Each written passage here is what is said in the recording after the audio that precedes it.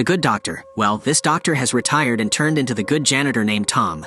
He realized that dirty floors caused sickness, and so he is doing his part, and as a bonus he gets to heist and rob a bank on the side. His exceptional intelligence and problem-solving skills shows us he's the most intelligent janitor in the world. During his school days, he proposed a plan that effectively resolved the Mexican oil spill crisis, attracting the attention of the world's 8 largest oil companies. They competed vigorously to hire him even before he graduated, offering him executive positions, company stock, and an annual salary of $400,000. Despite the incredible opportunities presented to him, Tom turned down all these offers. Instead, he accepted a job offer from Walter Moreland in Spain. This job involved using his exceptional brainpower to crack a vault that was considered an engineering marvel and contained an item that Walter was after. For over 80 years, no one had ever managed to break into this unique vault. Walter introduced Tom to his team. Beginning with Walter, he was the owner of a salvage firm, and a few months ago, he recovered several antiques from a sunken ship in Spanish waters.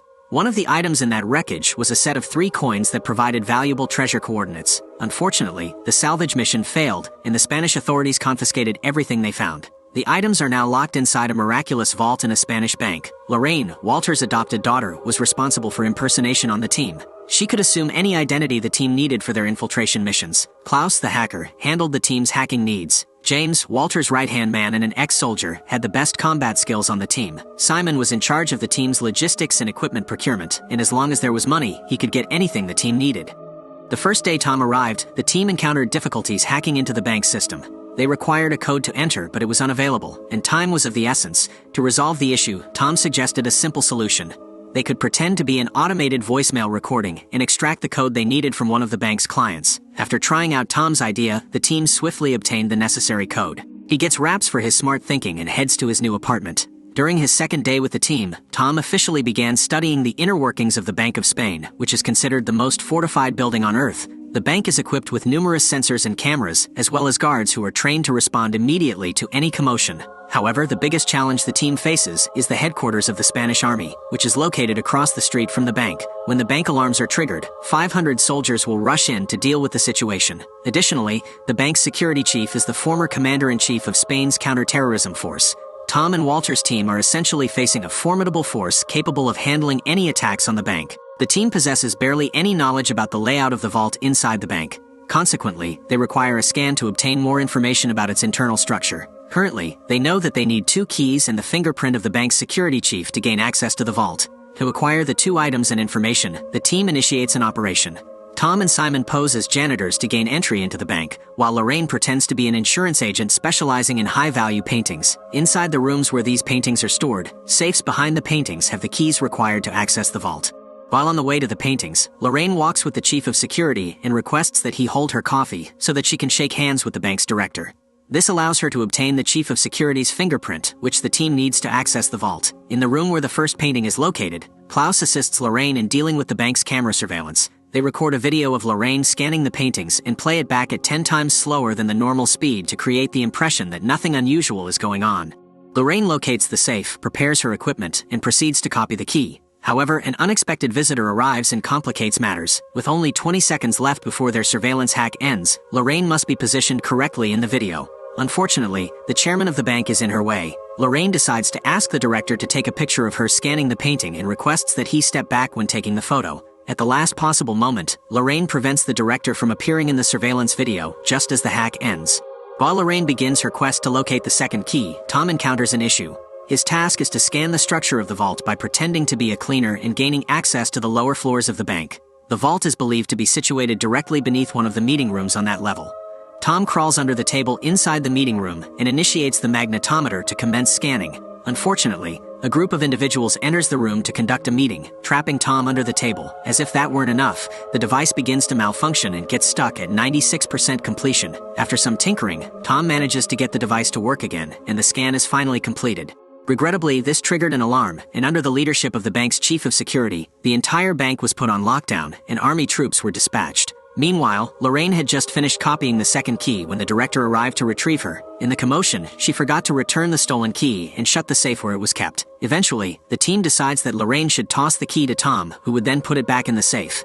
Tom hurried to the 3rd floor, restored the key, and closed the safe just as he received a warning that a guard was approaching his position. Thinking quickly, he deliberately allowed himself to be caught when the guard arrived at the room. She asked him what he was doing there, and he took off his earphones and acted as if he hadn't heard the alarm. She let him off the hook. Once the operation was over, Tom began to examine the internal structure of the vault. He discovered a section that the scan couldn't show clearly, and he realized that it contained water. The vault was built on the principle of a weighing scale. If the weight changes when the vault is opened, it will shut and flood with water. The team now understands how the vault mechanism operates and must maintain a constant weight balance. Tom starts figuring out how to solve this problem working around the clock.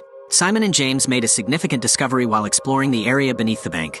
They confirmed Tom's suspicions that there was a massive scale beneath the bank, but to their dismay, the current balance was zero. Moreover, they found a major problem that could jeopardize their plans. The walls of the underground room were made of titanium steel reinforced concrete with a durable outer layer which made it almost impenetrable. Even with the hardest drill bit, breaching the wall would take them 15 days, which was too much time to spare. The team had a limited window for this heist, and this delay made the entire operation seem impossible to pull off. The team had to consider giving up. Walter took a moment to reflect and went to the square to watch the soccer fans. While observing the crowd, he realized that during the World Cup finals, all the cameras near the bank would face the fans in the square.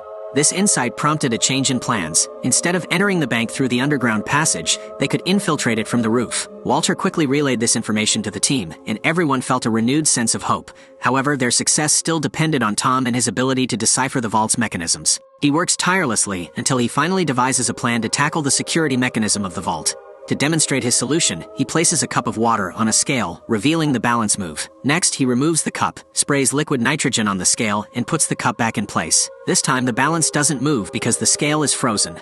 Tom explains that the same principle could be applied to the massive vault scale. The only challenge is that they'll require a considerable amount of liquid nitrogen to execute the plan. The team commenced their operation with a solid plan as the soccer game between Spain and Netherlands kicked off. They had a tight window of only 105 minutes to complete the entire operation. To start, they zip-lined to the bank's rooftop, cut open a glass window, and entered through the opening. Then they made their way through 100 meters of piping until they reached the entrance to the room containing the vault. Here, they would need to cross using a portable ladder. Finally, they arrived in front of the vault, and Klaus began his hacking work to enable the team to gain entry. With the 2 keys and fingerprint they had acquired earlier, they found themselves facing the impressive vault.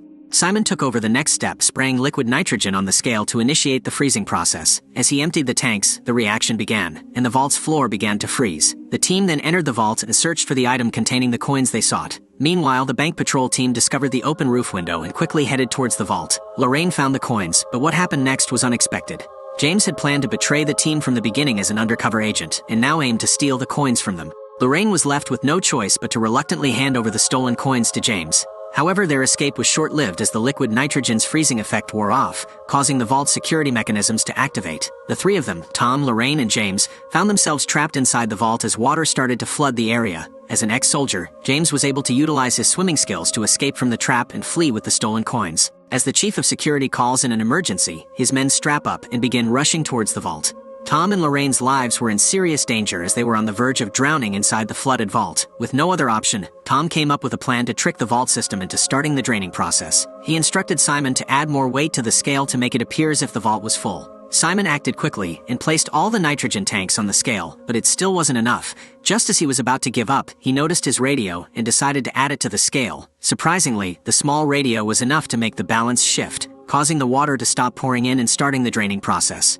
As the army men rushed towards the vault, they were ready to catch the thieves red-handed. However, upon opening the vault, they were surprised to find nobody inside. Tom and Lorraine had managed to escape using the drain pipes, making their way to the upper levels of the bank. With the security force hot on their heels, they were running out of time. In a moment of quick thinking, Lorraine remembered a room she had visited earlier for scanning the paintings. She recalled that the director of the bank usually leaves the window in that room open. Without hesitation, Tom and Lorraine rushed to that room and made their way out of the bank through the open window. They joined the crowd in the square, taking their jackets off and blending in with the rest of the people. The soldiers chasing them were getting dangerously close. Feeling defeated, they prepared to surrender. But fate intervened. Spain won the soccer game, and the crowd erupted into cheers and celebration. The noise and commotion made it impossible for the soldiers to keep up the chase, and Tom and Lorraine were able to slip away unnoticed. Several days later, James returns the stolen coins to his employer. However, when they decode the coordinates, they realize that it leads to the Eiffel Tower, which is not the right location.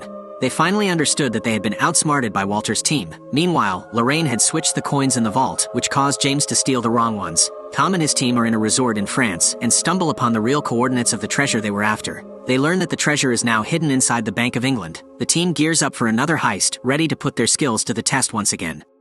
Bank heists have always been a popular theme for movies as people find them intriguing. The use of tools, techniques, and deception adds an exciting layer to the film. If you were in Tom's position, would you choose to live a normal corporate life or take a chance on an impossible mission? Share your thoughts in the comments section below.